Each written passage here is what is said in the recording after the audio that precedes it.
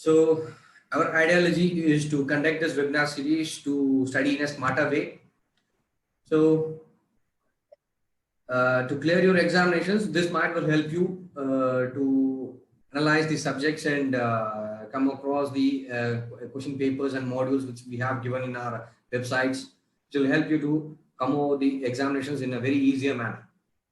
So this is a self-introduction, and the thing is, I'm working as a teaching associate and also with the research and development department. Okay, so I'm purely associated with design and material science. So my favorite topic is synth of materials. So that's why I have chosen this topic to for this session. So our first topic in strength of materials is stress strain diagram. So we all know that stress strains and basic things of strength of materials which you have come across in your degree. So I don't want to talk about much in stress and strains, and just giving a brief explanation about this stress and strains. So stress is a internal resistance which is offered by the material for the externally applied load. Okay, so if you load any material, it may deform or may not deform, but it will expose or it will resist against the load with some unit of with some load per unit area. That load per unit area we call it as stress. And the strain is while applying the load, the structure may get deformed, or we can also say that as a change in dimension. Okay, so that ratio of change in dimension to its original dimension, we call it as strain. Okay, so using these two parameters, we have constructed a stress strain diagram, which is the very useful diagram for every engineer who decided to choose a material for appropriate design, or choose a material for application purpose. This stress strain diagram is a considerable thing for selection of materials. It is also it is nearly a criteria for selection of materials. Okay, so it depends on the material only we can able to apply the load, or we can say that in a reverse engineering manner that we can select the material based on the application of loads. Okay, for the material we couldn't able to manage the load, or we can do it as a material selection based on the load constraints. Okay, so such things we can do that. So for that material selection, this stress strain diagram will be very useful. So in stress strain diagram, we have two types of materials basically for engineering purposes. One is ductile material and another one is brittle material. Okay, so first we see with ductile materials. So this is the typical stress strain diagram for a ductile material. Okay, so in this,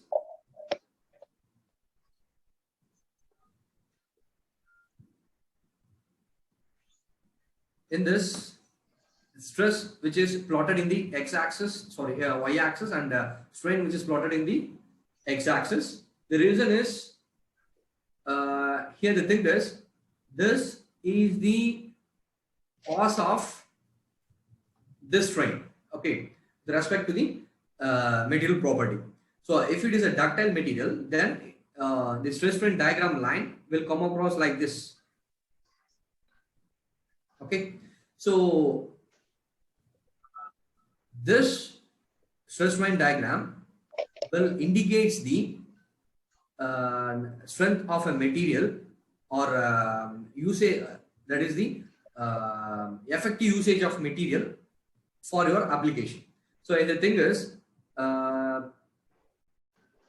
this stress strain diagram is obtained from a standard ASME standard tensile testing machine. Okay, so here initially we all know that tensile test machine, that is universal testing machine. So in that we can obtain this graph by the plotter. Okay, so here now I am going to explain the stress strain diagram with the points which I have mentioned here.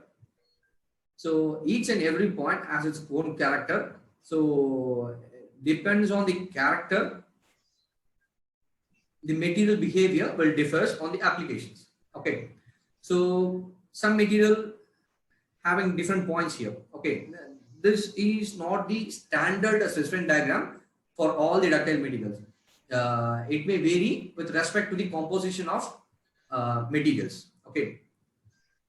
So let's start the diagram from here. So initially, before loading, in the if you apply a load on a ductile material in a UTM machine, then initially there is no load condition. In that, the stress is always zero and strain is also zero. So then started applying the load, and gradually the stress get increases. Relevantly, the strain will also get increases here. So here we can observe that up to some point from here to here, it doesn't have any curvature. It is a perfect straight line here. So this perfect straight line, which comes under linear elastic material, right? So this linear elastic material this linear elastic property have a behavior that is defined by Hooke's. So he's defined that within this limit, the stress is directly proportional to strain, since it is a perfectly linear line, okay, which is having some inclination here. So just if you calculate the slope here, okay, if you calculate the slope, we can able to predict the value of modulus. Okay, so we all know that Hooke's law, which is a famous law, which is stress is directly proportional to strain. Okay, so to remove that proportionality, we are getting into that with a constant material constant called Young's modulus into times of E. So if you want Young's modulus, if you want to calculate any materials Young's modulus, you need to go by stress by strain. So this is the ratio. So it is the slope of this linear curve. Okay, the linear line. Okay, so here we can find the Young's modulus here. So all we need to know that is within this proportional limit, the point from 0 to P, we call it as a proportional limit. Okay, within that proportional limit, we can attain a perfect stress strain relation, which is directly proportional to strain, which is stress, which is directly proportional to strain. So after that proportional limit, there is a point, we call it as elastic limit, which is just behind the proportional limit. Okay, so this point is called elastic limit. In this linear line will deform in a very minor, it may deform or it may not deform, which depends on the materials also. Okay, in general we assume that as a minor deformation. Okay, so up to this point, which is called elastic limit, in this the material behaves like an elastic material. Okay, so simple, while stretching a rubber band, we can observe that its dimensions are changed, and if you remove the load from the rubber band, then it will come back to its original position. So even for metals, we can achieve that state, but the thing is we need huge amount of load. Okay, so that too, the material will behave elastic within the elastic limit. If you go beyond this limit, if you load the material beyond this limit, it will go beyond that limit, then it will set as a plastic deformation. Okay, the state which is just behind the elastic region, this is the elastic region. So this region we call it as elastic region, and just behind the elastic region, the plastic region will start. Okay, so in that, the structure or the material will get permanently deformed. Okay, there is a permanent deformation and it cannot be regained after removal of load. So that's why we call it as plastic deformation. If you stretch a plastic material, it will resist to at some point. After that, it will starts deform. So plastics never gonna reach their original shape after removing the load. So the same condition will appear here. Okay. So after that, there is a point which we call it as a yield point. So up to this, the elongation will be there, and these 3 points, that is proportional limit, elastic limit, and yield point, which we call it as upper yield point. These 3 lines, these 3 points may or may not align for a single strain. Okay, it too depends on the material. Okay, so after this upper yield point, we can say that as a permanent plastic, or some materials will behave plastic up to yield point, up to the upper yield point. Some materials will lose its elastic property within elastic limit. Okay, some materials will behave plastically even in elastic regions. Okay, so it is not a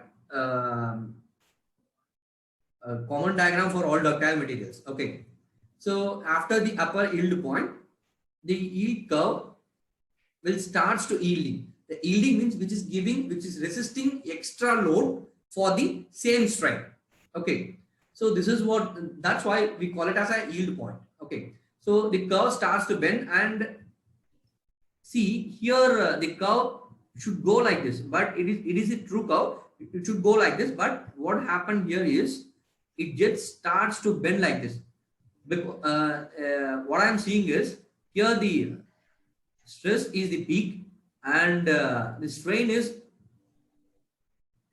yielding something extra. Okay, so but there is no such increase in stress here.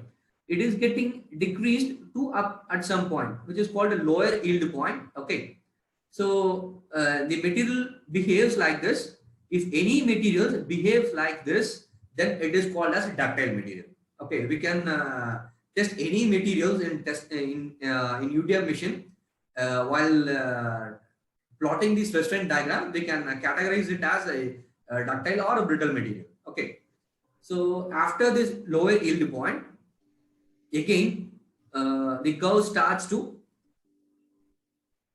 rise up to some point. Okay, here the curve reaches its ultimate point, which is the ultimate stress value. Okay, reaches its ultimate value, and then after reaching the ultimate value, it starts to bend again. Okay, it starts to bend again. Again, the stress is decreasing, and up to this point, the material will get attracted to each other.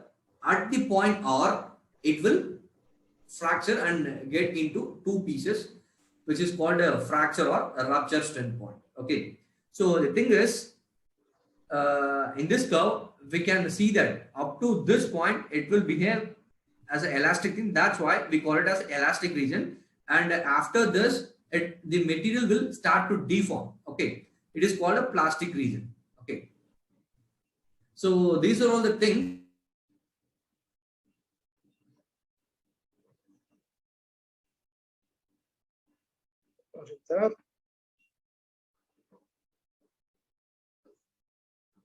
Hello.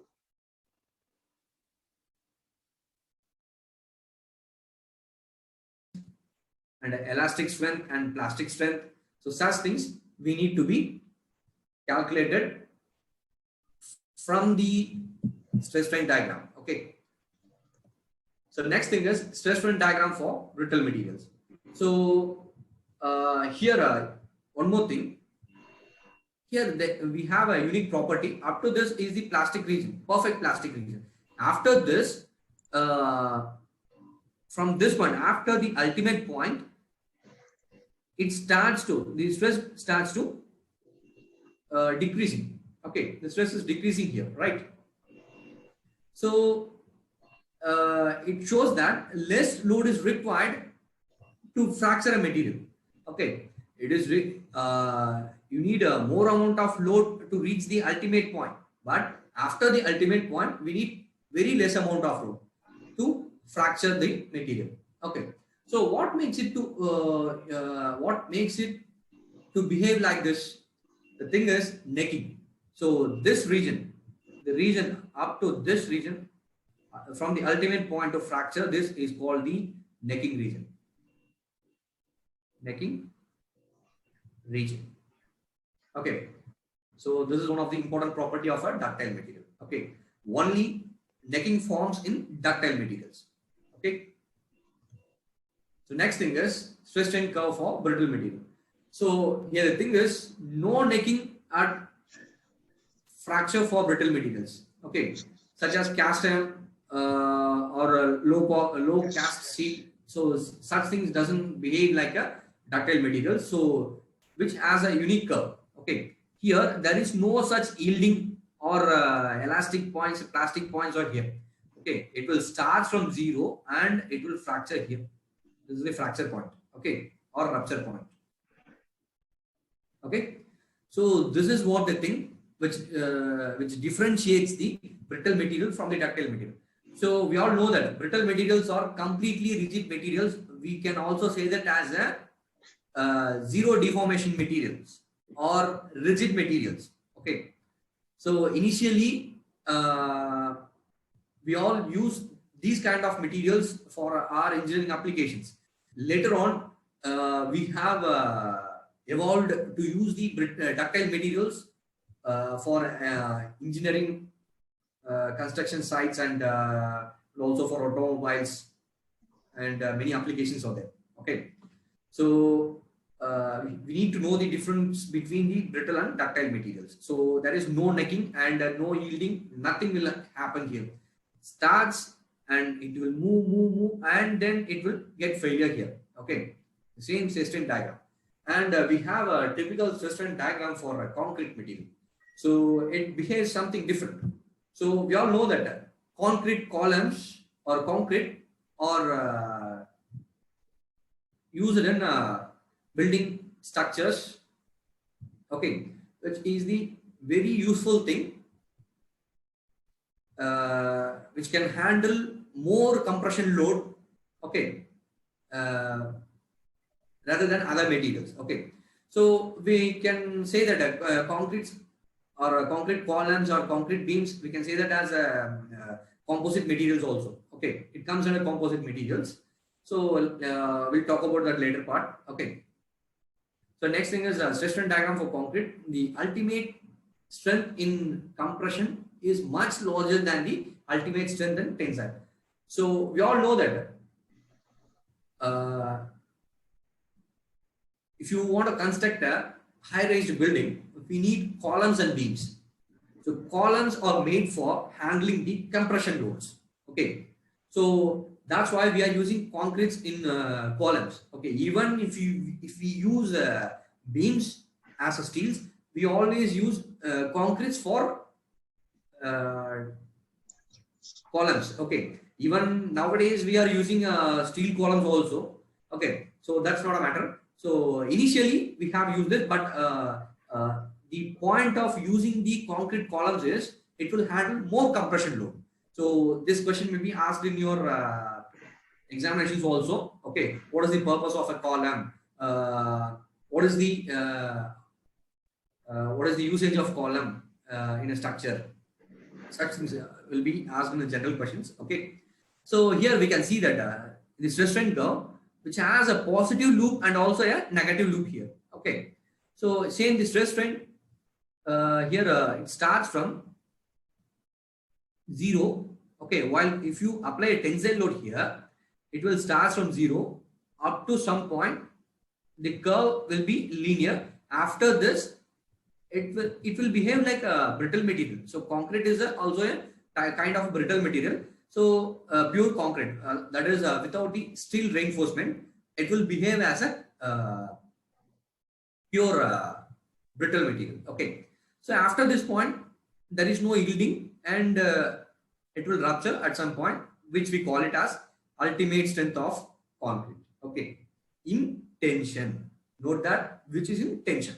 And we can see that here in the negative loop. So why I am drawing the curve with a positive loop and negative loop means this positive loop indicates the tension load, and this loop will indicates the this negative loop will indicates the compression load. Okay, so here it is a negative strain, and here it is negative stress. Okay, so that's why we call it as a compression. So here the same concrete which is loaded with compression, and the resistance of compression will be linear up to some point. So here we can see that the distance of the curve. So with this curve, we can say that the concrete has the capable of carrying the more compression load than tension. Okay, so this itself will explain you that. So this is the tension range. Okay, this is the tension range, and this is the compression range. Okay, so it has huge amount of compression range. Okay, so after compression up to some point, it will behave as a linear curve. After that, it will start to get curvature. So at some point, it will get rupture here. So this point, so in this curve, so the point where it reaches the ultimate line will be the ultimate stress of concrete at compression load. Okay, so here the thing is, even if you construct a concrete column, okay, it should be loaded within this linear elastic range. Okay, concrete should always be loaded within the elastic range. You should not go beyond that linear elastic range. So we can move from this point to this point. So this is the linear elastic range, which is the very important property of a concrete. If you can able to increase this linear elastic range, then it will be a good concrete. But many construction structures doesn't need that very huge elastic range. Okay, so that's why we'll get limited up to this. Okay, so this linear elastic range is the allowable range of a concrete. Okay, allowable range of a concrete. So in this we can say that concrete are purely used for handling the compression loads. Okay, so next thing is behavior of stress strain curve. So how it will behaves. So we all know that this is a stress strain curve for a steel material. Okay. So as usual, it starts from 0 to a proportional limit and then move to the elastic limit, yield stress. So up to this, this is a elastic region.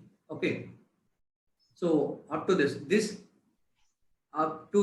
area, we can say that as energy storing area. Okay, up to this, if you apply any load within this region, it will absorb the energy.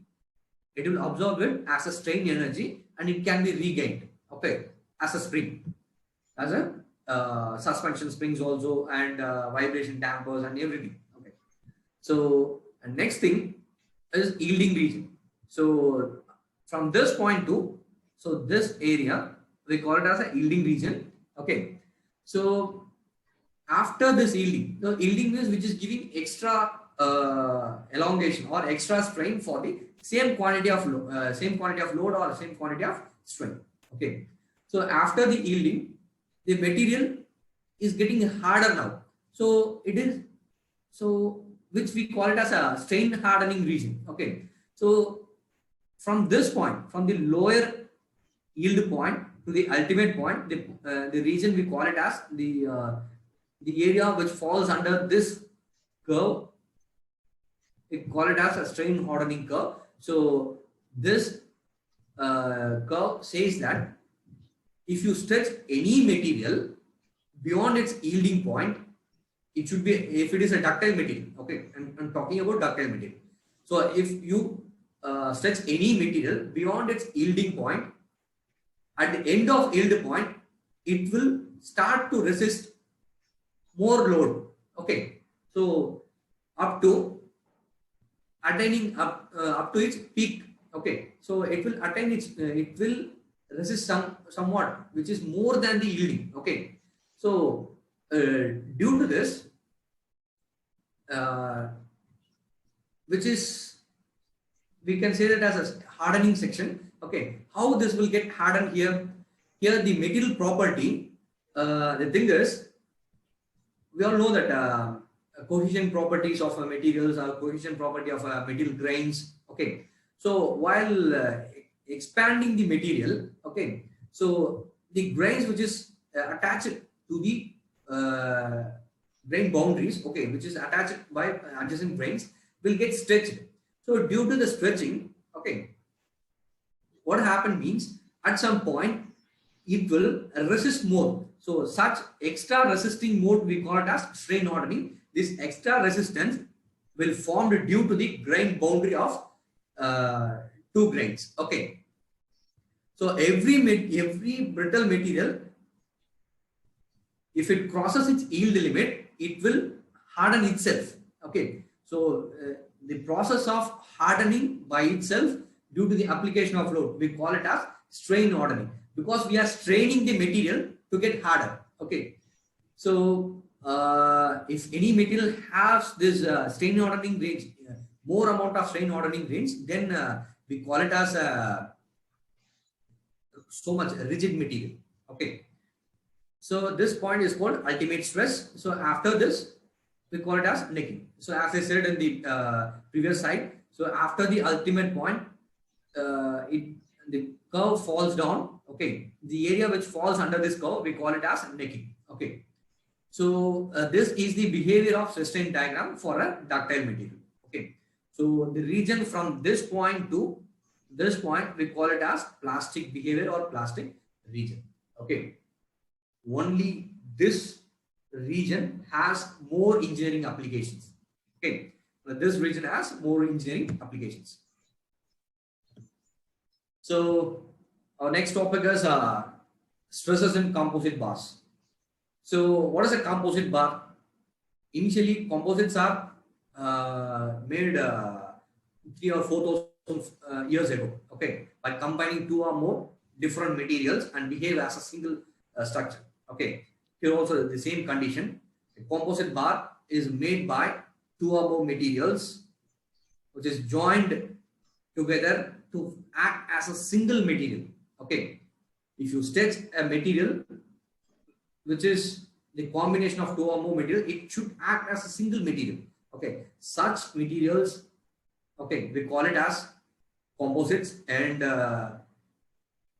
such bars which is made by made on such kind of materials, we call it as composite bars. Okay, so in such manner the system extends or contracts as one unit. So underline this term, one unit. It should act as a single unit. Okay, so when subjected to tensile or compression, whatever it is. Okay, so there are two cases in composite bars. Okay, what is the case one?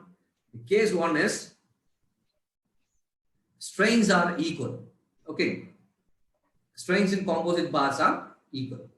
So if you have many composite materials in a which acts as a single bar, okay, so we can include n number of materials. Okay, we can include the structure. If you want to improve the structure, we can add n number of materials. So 3, 4, 5 materials, sorry, many materials. If you keep on increasing the materials, then this relation will get modified according to that. Okay, so simply we will take just two materials. Okay, we'll combine them and make it as a composite bar. For example, concrete. Okay, so concrete has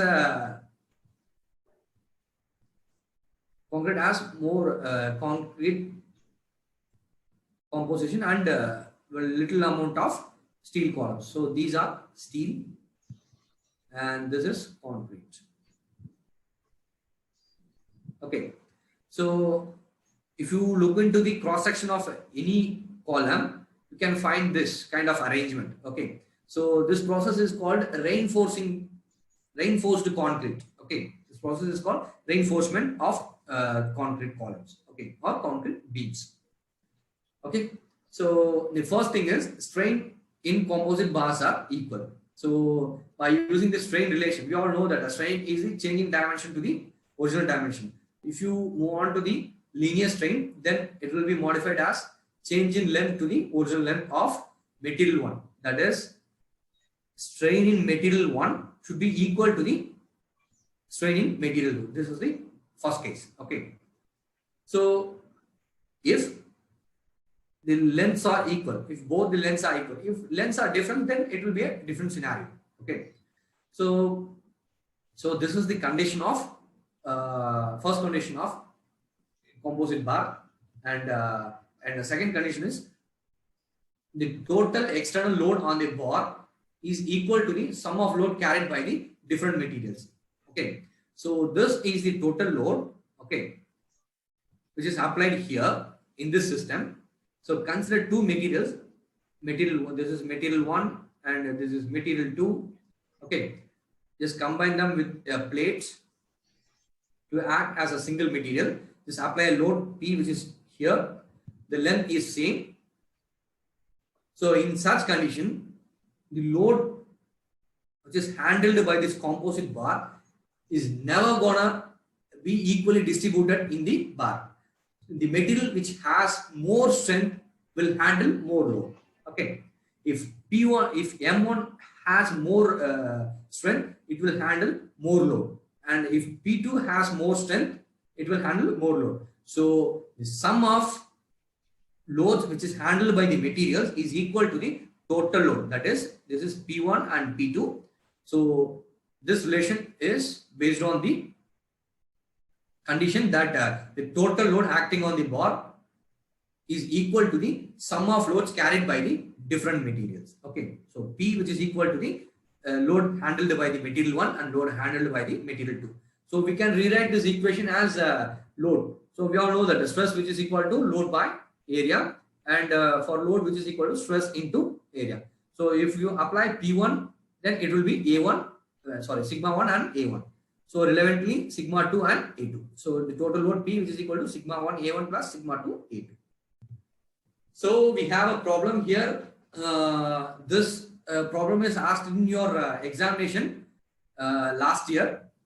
Okay, which is 2019 December, I think.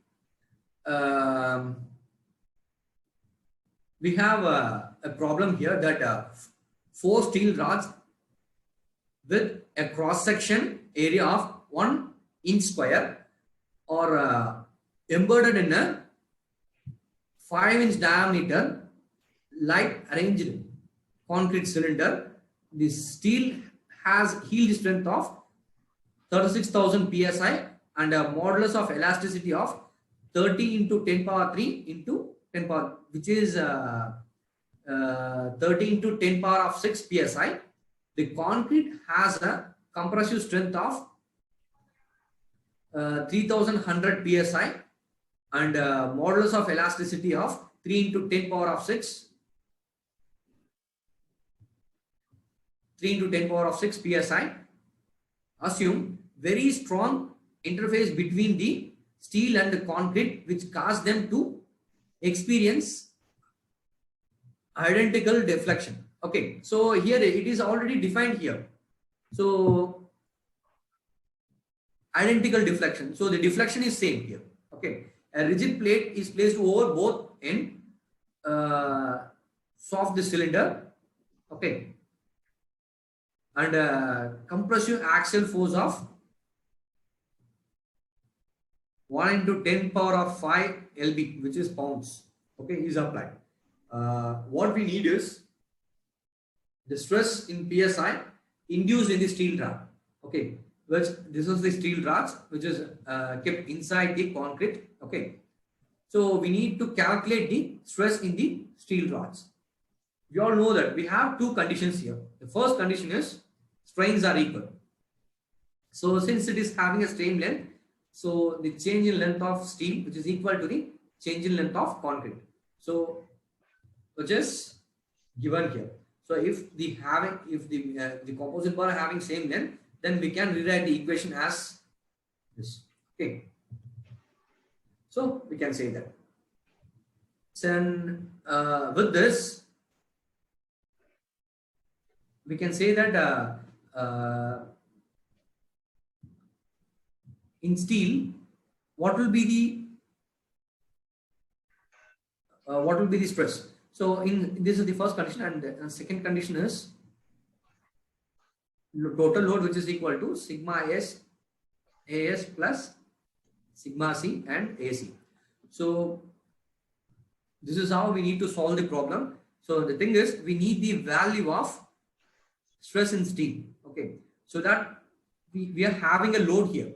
Okay, if you know the area of steel and stress in concrete and area of concrete, then it will be easy to find the stress in concrete. So what is given here? So the concrete cylinder, the concrete cylinder, the steel has a yield strength of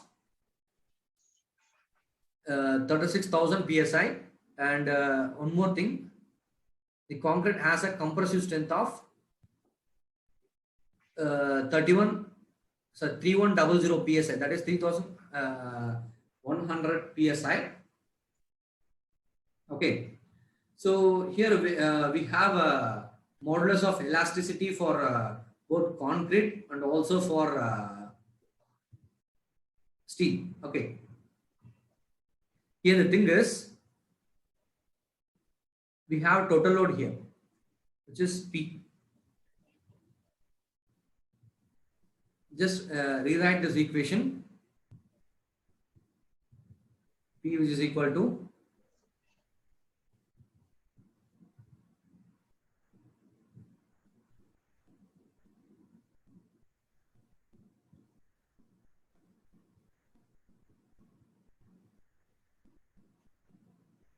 or we can use this equation as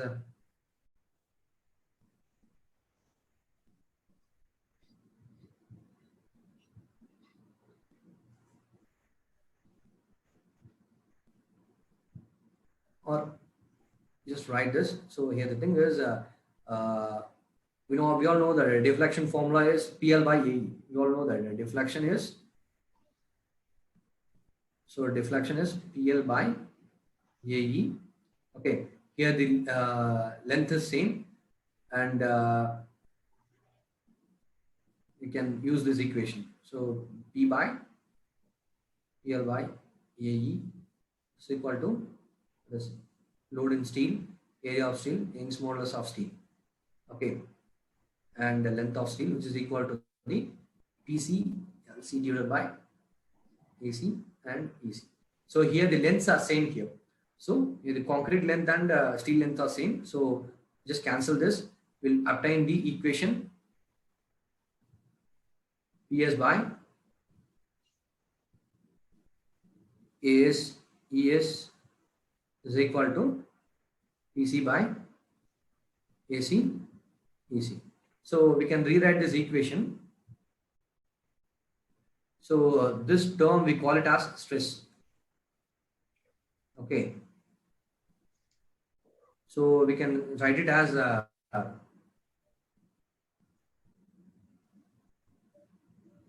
stress into, stress divided by ES, which is equal to stress divided by EC. We need the value of stress here. So sigma S, which is equal to sigma C divided by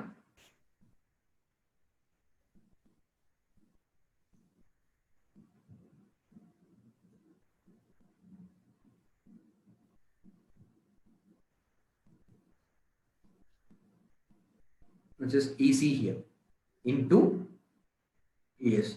So this ratio of two modulus, we call it as modular ratio. Okay, you can say that as modular ratio. So while applying the value of here the concrete as a compressive strength, which we call it as a, okay, which we call it as what is that? Stress value. Okay. Here it is given that the stress of concrete, the concrete has a compressive strength of 3100 psi. Okay. So we all know that Young's modulus of concrete here and Young's modulus of steel here. So here the elastic modulus. So it is given like both materials are same, but the question is not in that way. So the Young's modulus of steel will always be higher. Okay. कितना आदमी Which is the at least लेकिन बड़ा 6. कितना बजे काम कर रहे थे Okay. अभी 8 बज रहा है ना phone If you apply this equation here, अभी तक बस टाइमर मार रहा है तो बस पेट मारेगा 0 into ES is 30 into 10 power 20 real बाद में देगा of 2 आदमी है ना 20 रियल बाद में देगा it is given here, right? Okay 30 here, right? You can use this equation. 30 into 10 power of 9 here, 3 into, sorry, it is 6.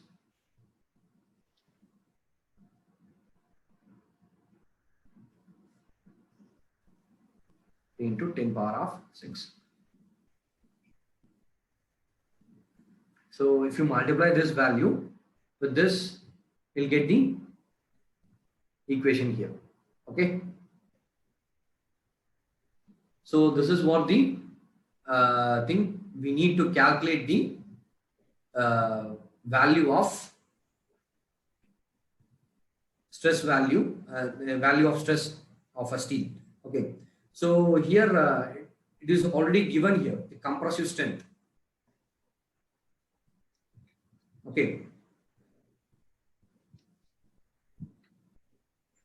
So we all need to know is to calculate the value of, so or by, if you, sorry, it is compressive strength, which is PSI, which is given here. So we don't have other options here. If you could find the options, then it will be the answer. Okay. So this is the procedure to solve the this problem. Okay. In this, so many data set there. So here having a yield strength and compressive strength, and it is having its dimension. So if you go in this format, then you could be able to find that. So area of steel and concrete, area of concrete here, area of steel here, then it will lead to more time consuming problem here. Okay. So this is the simplest way to solve this problem. Okay. Just see this to analyze which method is suitable for this problem. Okay. So we will move on to the next section, which is torsion. Okay. So torsion is the it is the application of any structure which is subjected to a twisting moment. Okay. So simply we call it as torsion. Okay. Any structure. So it is explained simply here.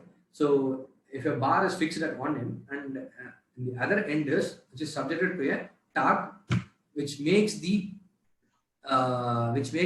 this end to rotate. Okay. So this rotation will lead to the shifting of points. Okay. So consider this point as a B and this center point as A. So here, after the twisting moment is applied, the point B is shifted to this point. Okay. This arc we call it as theta, which is called angle of twist. Okay. So due to this application of torque, this bar will experience a torsional moment, which is called the torsional load.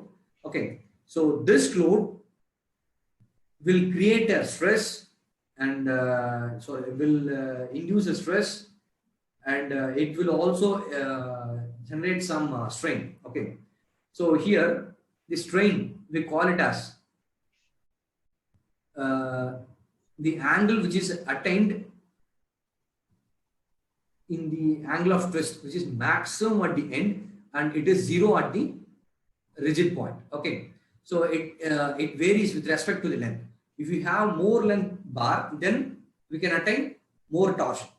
If it is shorter length, then it will be more stiffer and torsional rigidity. Okay, so here the thing is, while applying these conditions and solving this equation and solving this problem, we'll get an equation like which is the famous equation, which is mt by j, which is we call it as t by j, which is tau by r, which is c theta by l. So T is the applied torque and J is the polar moment of this cross section, and tau is the shear which is experienced by this body due to this application of torque. Okay, and R is the radial distance from the center.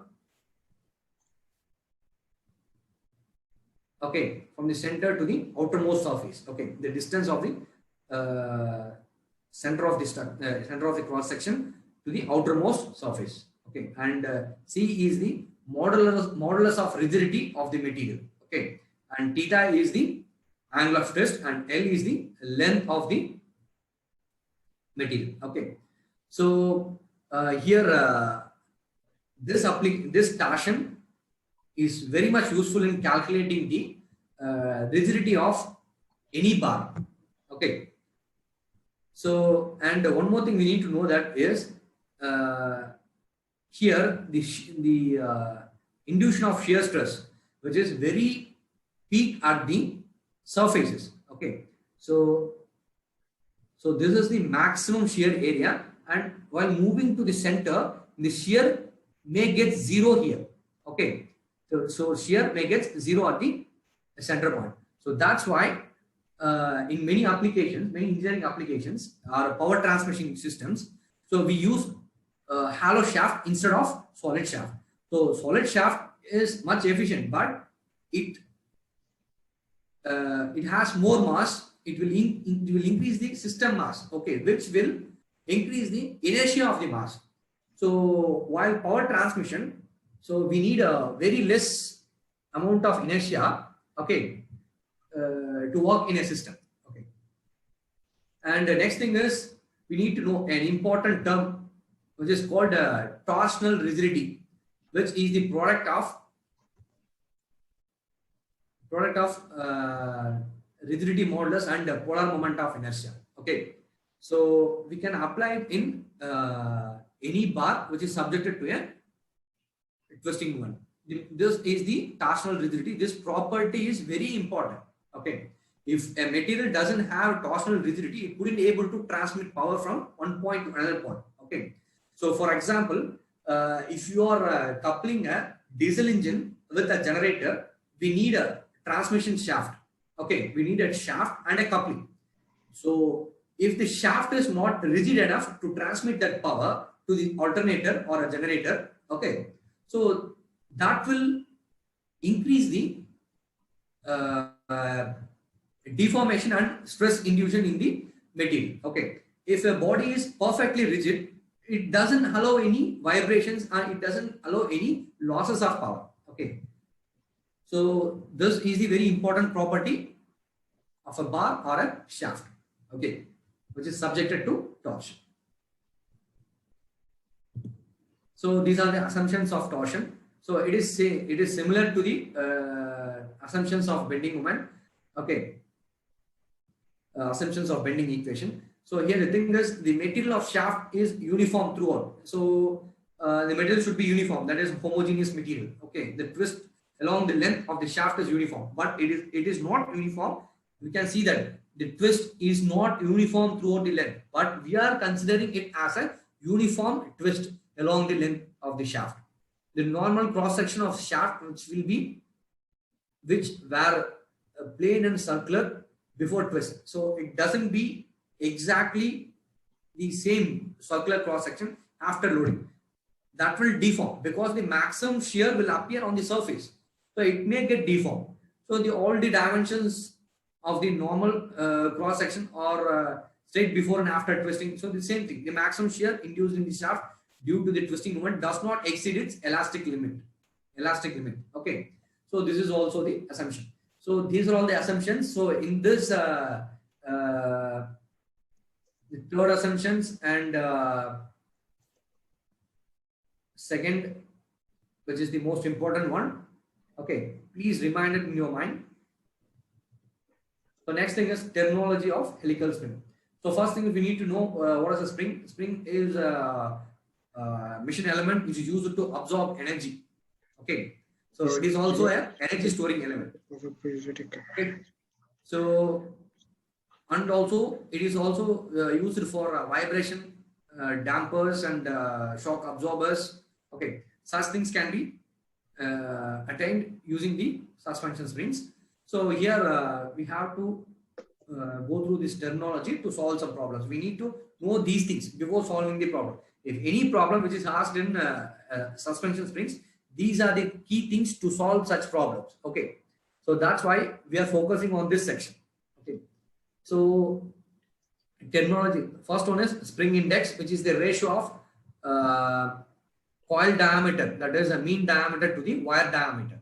Okay, next thing is stiffness of spring, which is the ratio of applied load to the deflection of spring. And then next thing is solid length, so which we can see here. So this is the free length and this is the solid length. Okay, you can see that. So this is the solid length, so which is the coils should touch each other. So in such condition, the spring will be perfectly solid. There is no more deformation here.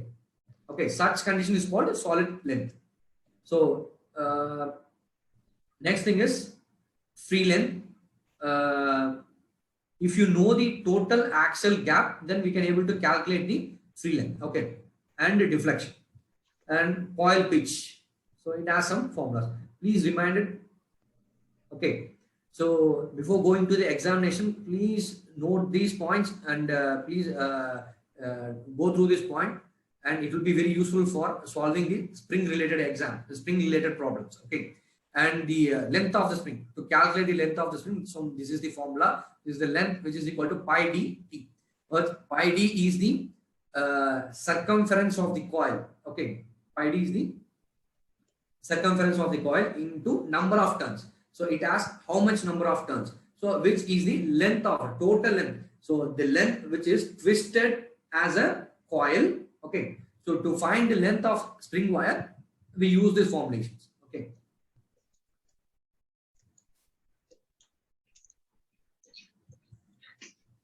Yes, sir. So Ramesh Mohammed.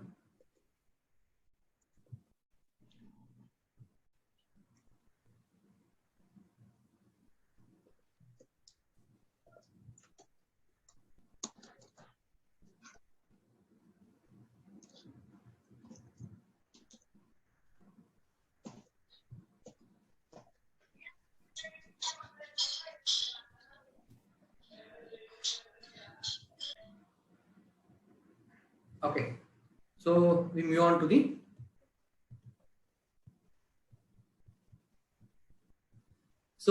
here this diameter, this is called the wire diameter, okay, which we call it as small d.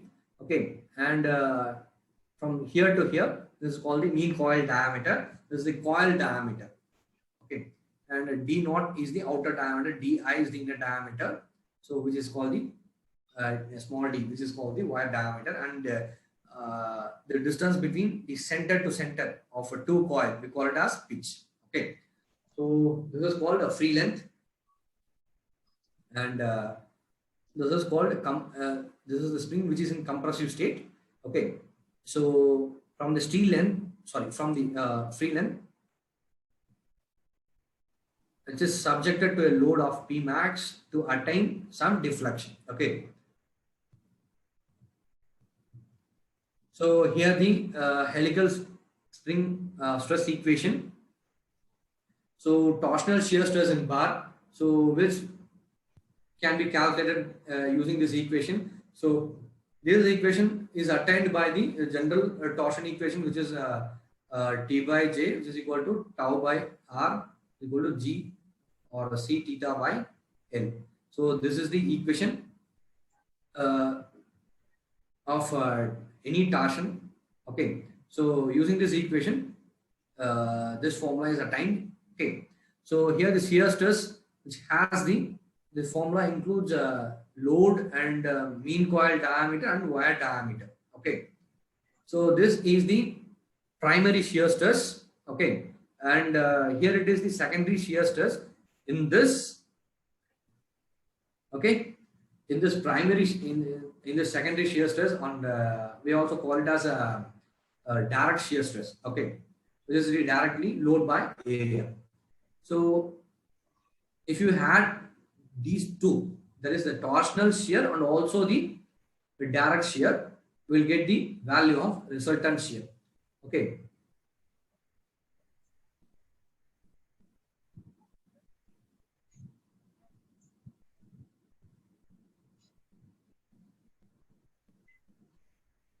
Here the K, which is called the stress factor. Okay, wall stress factor. So why it is considered here? The thing is, a straight wire which is twisted to make it as a coil. Okay, so due to that twisting or giving some curvature to a straight bar, which will comes as a coil. Okay, so due to this curvature, due to the curvature of coil, so the stress which is induced in the curvature, okay, will get varied. That is, in the outer ring, it will experience a tensile, and the inner ring, it will experience a compression. So to make the different modes of stress in the curvature, okay, this wall stress factor is included here. So that curvature will also create some effect in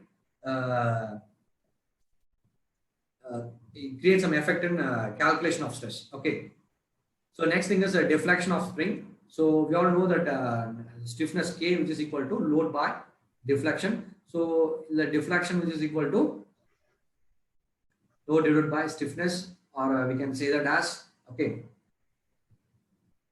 So here we have a detailed formula for deflection. Okay. So from this equation, we'll get this. So this is the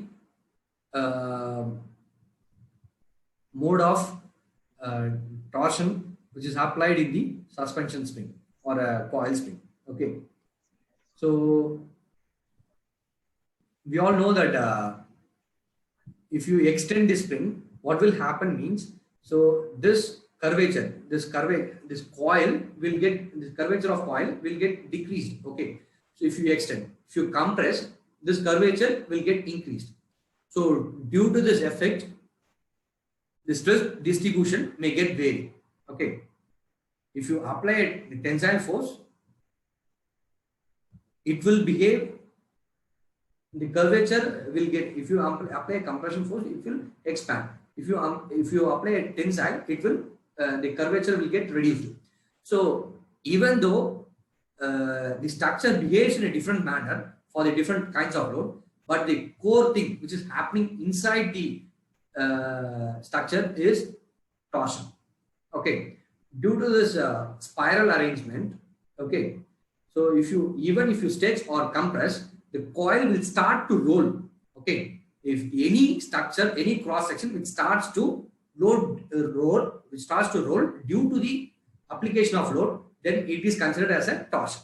So that's why springs comes under torsion. Okay.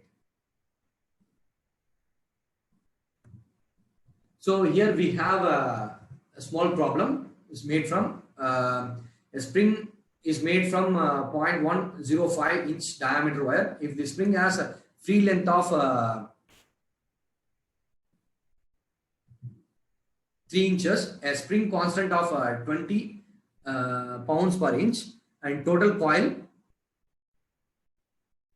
Okay, so it has an end condition also, and the force required to fully compress the spring. So what it is given here is the force required to fully compress the spring. What are all the given points here? Which is wire diameter, and the next thing is length. which is free length. Okay, so diameter is 0.105 inches and free length is 3 inches and spring constant, which is called K, which is equal to 20 pounds per inch, and number of coils, which is equal to 10. So what is the thing is, force required to fully compress the spring. So what is it? Fully compression means to bring this spring from this state to this state. Okay, from a free length state to solid length. Okay, so we all know that it is given that the free length is given here. Okay, so and the thing is, we have a diameter here. Okay, and we can calculate the solid length here. What is the solid length? Solid length, which is equal to wire diameter, that is this diameter into number of turns, which is 0.1055 into 10. Okay, so it will give you the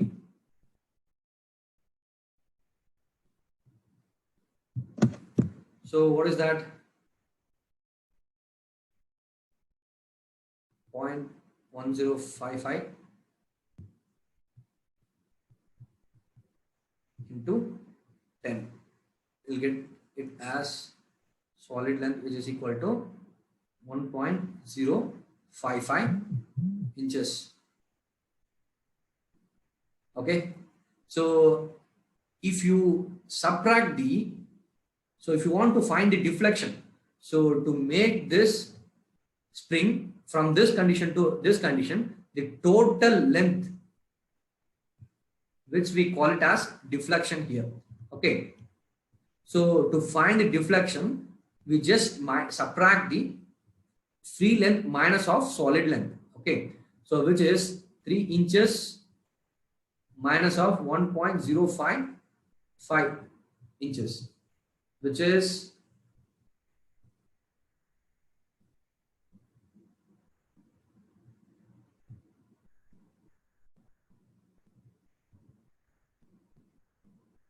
0.055,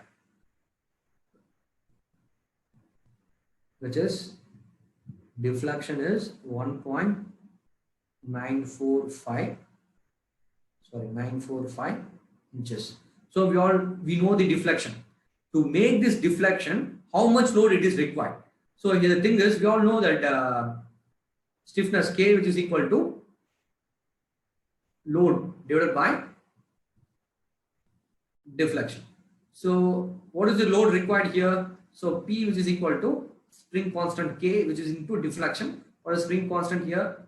20 into 1.945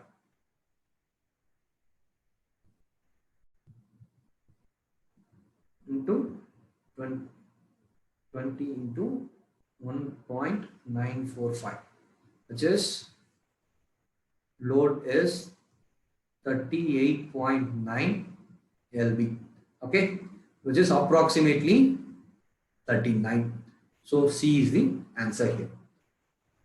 Okay, so this is how this equation will help you to solve this problem. Okay, so anyway, while solving the problem in exams, so we don't need to detail all these things. Just observe the things which is given in the question and respond for the question and analyze the things and solve the problem. Okay.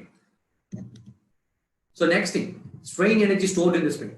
So this is also one of the important topic in the suspension springs, and which is the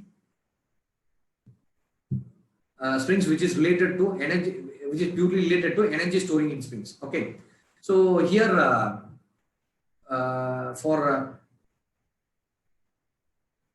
this equation is built for impact loads. Okay, so when a load W falls on the spring at a height of h, the energy absorbed by the spring, which is given by the equation here.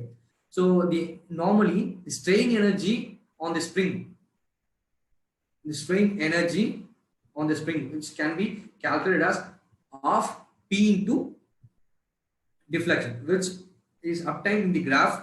So while doing the tensile test of any coil spring, okay, or any spring, so at the end of the test, the engineer is asked to draw a graph. Okay, the graph should be plotted between the load and deflection. With respect to the load, there will be a deflection. This load deflection curve will always be a linear one. Okay, it starts from here and ends here, and the area which is under this curve is called the energy. Okay, so this energy, which is equal to the area. Okay, what is the area of this curve here? Which is the deflection, which is the it forms a triangle here. So what is the area of triangle here? Half into base into height. The height of the triangle is P. So this is what the strain energy equation here. Okay, so we all know that strain energy is half into P into del, which is the deflection. And how to calculate the energy of a falling load? So we all know that if you want to increase the potential energy of any material, just lift it from the surface and hold it on the air. Okay, if any material, this is a material which is having a mass of m, which I lifted from the surface to a certain height. Now I have done some work and load the potential energy here, which is mgh. Okay, so this is the thing which is considered as the potential energy of a material at some height. Okay, so by using that relation, we can say that W, which is called the weight of falling load, into H, height of the load, and deflection, which is caused by the falling load on the contact body. Okay, so this is the thing. So this is very important equation. Just remember this equation. Okay, and based on this equation, we are going to solve a problem here. Okay, a block of weight 2 Newton falls from height of 1 meter on top of a spring. If a spring gets compressed by 0.1 meter to bring the weight momentarily to rest, then the spring constant would be. So we all know that solution is, we all know that it is a falling load. Okay, for the falling load, we need this energy equation here. Okay, so what is the weight of falling load, which is 2 Newton? What is the height? 1 meter, plus what is the deflection? It is compressed by, the spring gets compressed by 0.1 meter is equal to half into P into deflection. So what is the deflection here? 0.1. So using this, I can able to calculate the load here. So what is the load here? Which is 2.2 is equal to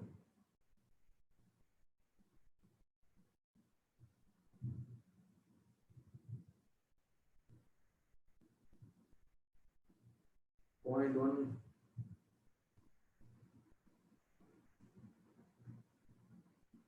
0.05 times of P, then P is equal to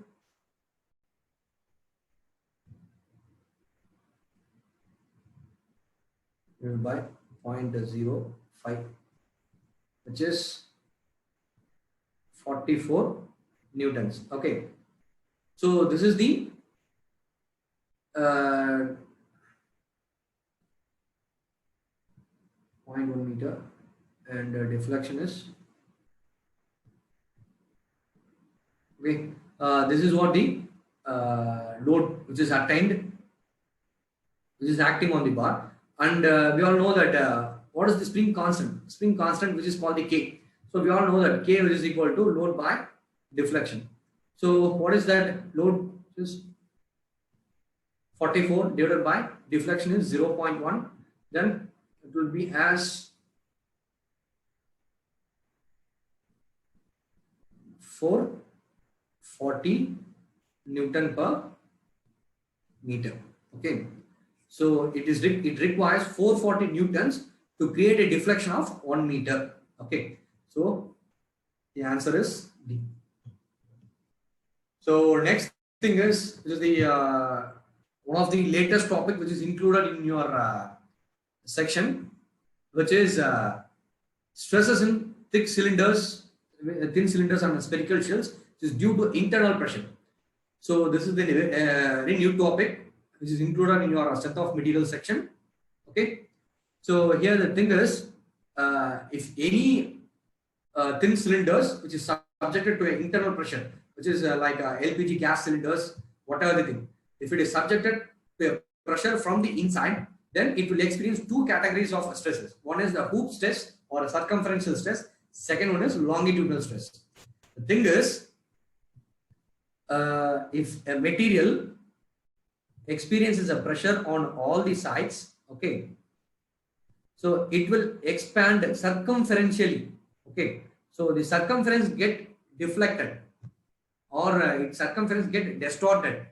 So such stress which causes the distortion or deflection will be called as a circumferential or hoop stress. Okay, so this is the equation of calculating the hoop stress or circumferential stress, which is the PD, which is the pressure, that is the internal pressure and the internal diameter and the thickness of wall. This is the wall thickness.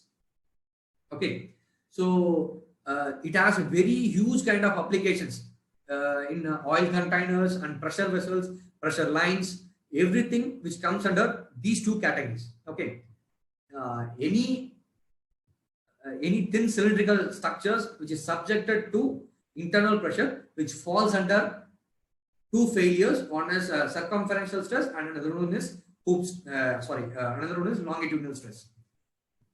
Okay, so in this, the internal pressure which causes the circumference to get deformed. Okay, so here by relating the distortion pressure and the resistance offered by the cylinder, if you relate these two things, we'll get an equation.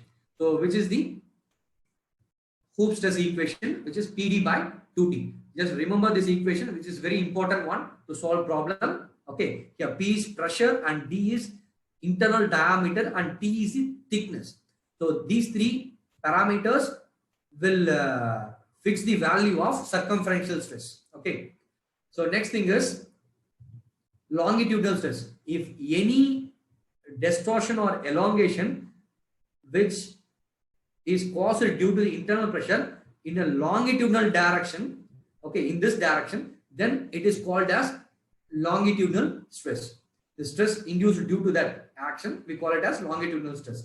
Here also the same thing, the pressure which creates a distortion is equal to the resisting force, the pressure force which is equal to the resisting force. Okay, so if you equate these two things, we will get an equation here.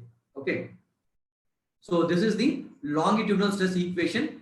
Okay, PD by 40. So here we can see that circumferential stress is PD by 2T and longitudinal stress is PD by 40. Here we can see that. So compare these two equations. We can observe that circumferential stress is always higher than the, that is sigma T1 is always higher than the sigma T2. What are the situation? The failure will always start from the circumferential mode only.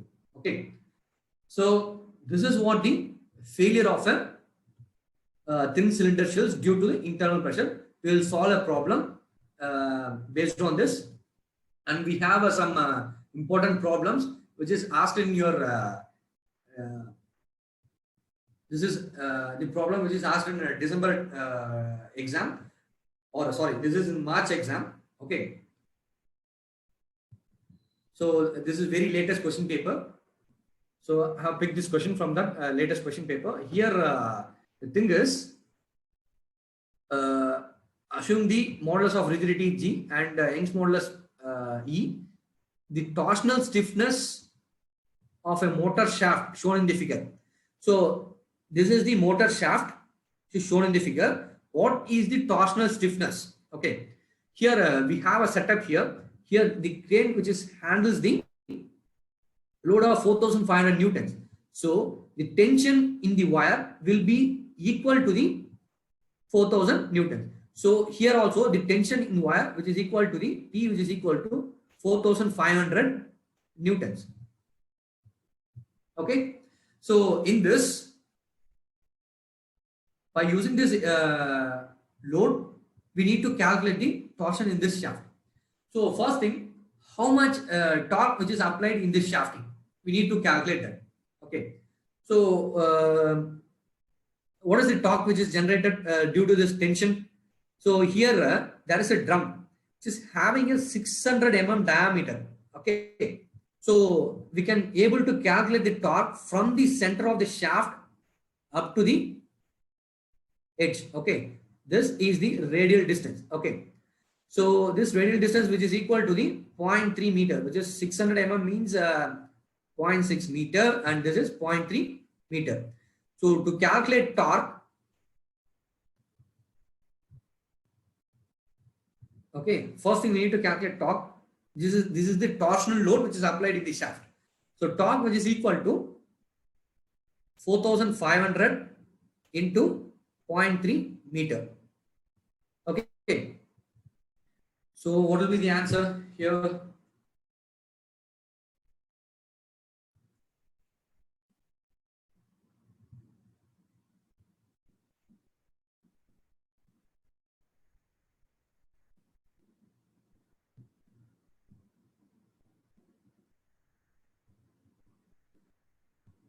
(4,500) into 0.3. This is torque T which is equal to 1350 Newton meter. Okay. So this is what the thing. This is what the torque which is applied in this shaft. And this shaft has a diameter of 50 mm and a length of 300 mm here. Okay. So we can apply the torsion equation directly. So T by J is equal to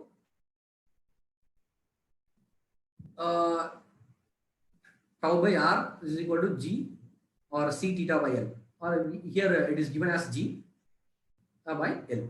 So we can use this equation here. Okay. So from this, T by J which is equal to G theta by L. So we need the value of torsional stiffness here. So torque divided by theta, we need that. Okay. So the torsional stiffness is just T by theta. So from this, T by theta which is equal to Gj by L. Okay. So we can calculate the, what is the G value of G? 90 gigapascal. 90 into 10 power of 9. Okay. Into polar moment of inertia. So since it is a circular cross section which is having a J value, J which is equal to pi divided by 32 d power 4. Okay, which is pi divided by 32 into what is d power, what is the diameter? Diameter is 50 mm here. So this diameter is, we can rewrite it as 0.05 meter. Okay, 0.05 to the power of 4 divided by L. L is, which is the length of shaft, which is L which is equal to 0.3 meter. So this is 0.3 meter. So while calculating this,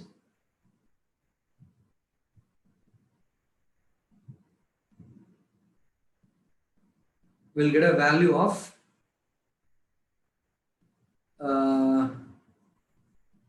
T by theta which is equal to 184.07 into 10 power of 3 Newton meter per radian.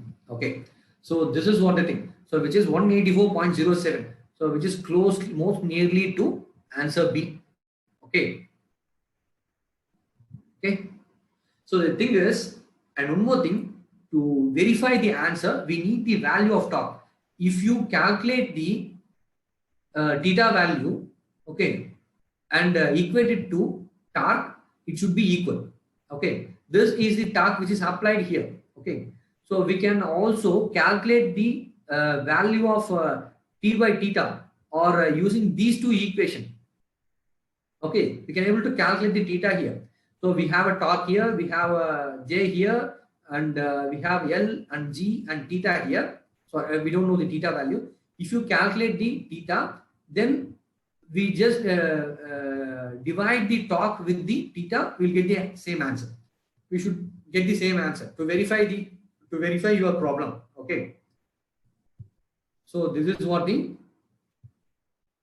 problem. Okay. So the reason why I calculated the torque here is, if this same problem is asked to calculate the value of torque, to calculate the value of diameter, or to calculate the value of the same problem is asked to calculate the value of diameter of shaft, required shaft, then you need to calculate for that. You need torque and apply this in the same equation to calculate the value of diameter. Okay. So next thing is in a hydraulic cylinder. So this problem is related to thin cylinder and spherical shells. Okay.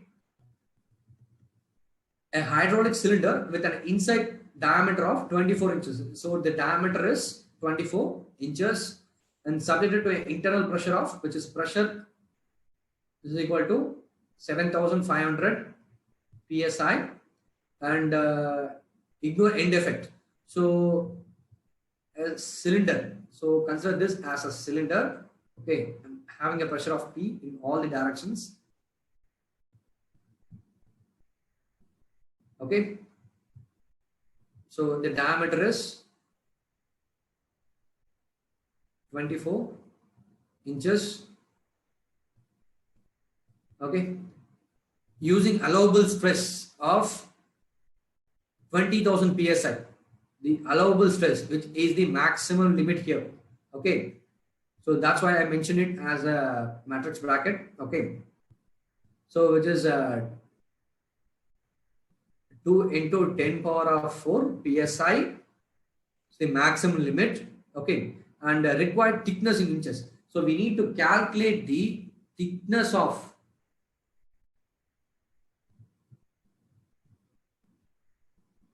So we need to calculate the thickness here, T value. Okay. So how to calculate that? So what is the equation of thin cylinders? So we have two equations. So one is T1, which is circumferential stress or hoop stress. Okay. Hoop stress, which is equal to PD by 2T. And another one is longitudinal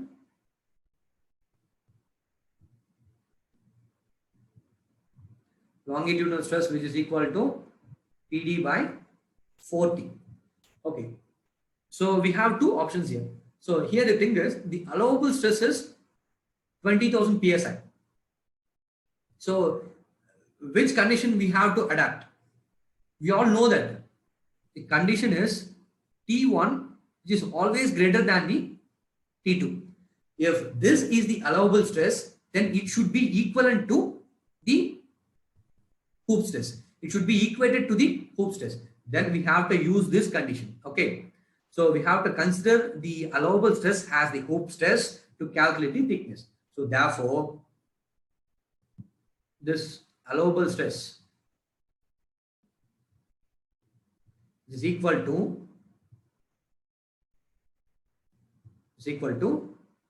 PD by 2T here. So which is 20,000 is equal to, what is the pressure here? 24 psi into the diameter, internal diameter is 24. Internal diameter is 24 and pressure is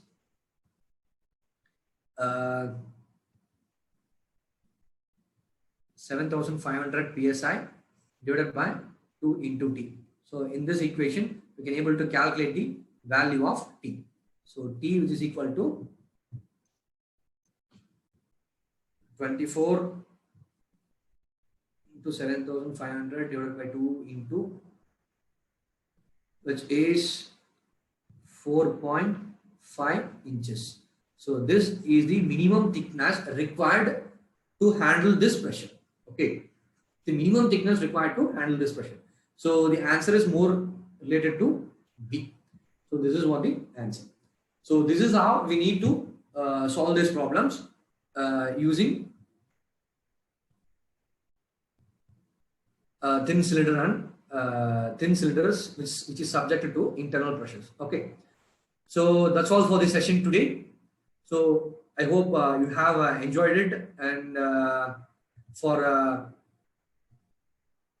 we have another problem here. Okay, it's a very simple problem, so which is related to, sorry, we have one more problem to solve for this session. Okay, so we have a structure which is half a bar and half a spring.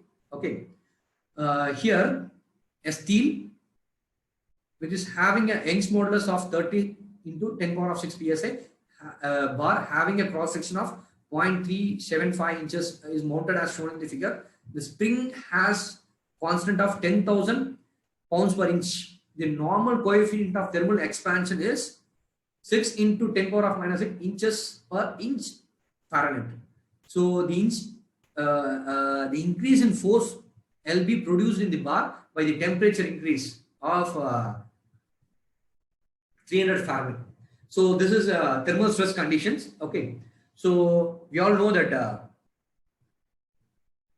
solution for this one is, we all know that thermal stress, which is equal to the load into thermal strain.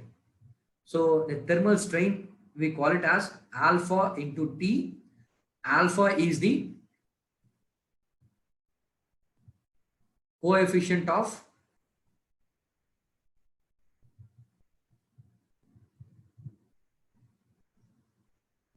thermal expansion, and T is change in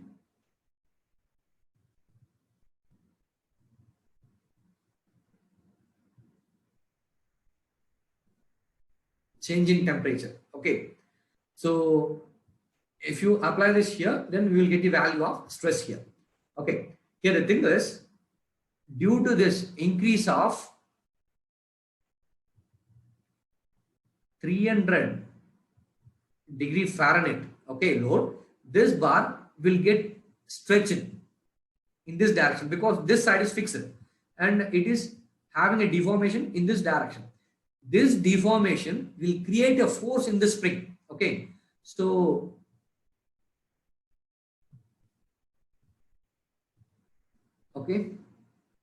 this deformation will create a force in the spring. So here the thing is, the increase in force, how much force is increased in the spring due to this expansion of this bar. So this is what the question here. So we need to understand the question, understand the nature of question, and try to solve this one. Okay, so here we all know that first we need to calculate the elongation of bar. This elongation, which is equal to the deflection of the spring. Okay, so it is already 3 feet what is that, length. So what is the elongation of bar here? This is elongation of bar. Okay, this is equal to thermal strain into length of bar. Okay, all know that thermal strain, which is equal to change in length divided by original length. This is what the equation. So if you modify this equation, we will get the value of change in length of bar. So from this we can calculate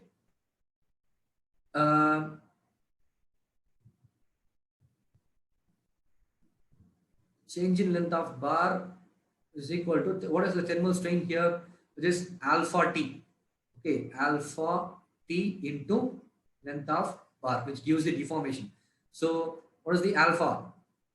6 into 10 power of minus 6 into temperature, which is 300°F, into length of bar is 3 feet. So convert this 3 feet into inches, 3 into 12. Okay. So from this, we can calculate the length, which is 0.6448 inches. Okay. So this is what the elongation of bar. Okay. So with this elongation, we need to calculate the increase in force. Okay. We all know that stiffness of the spring is 10,000 pounds per inch. So we all know that K of spring, which is equal to 10,000 pounds per inch.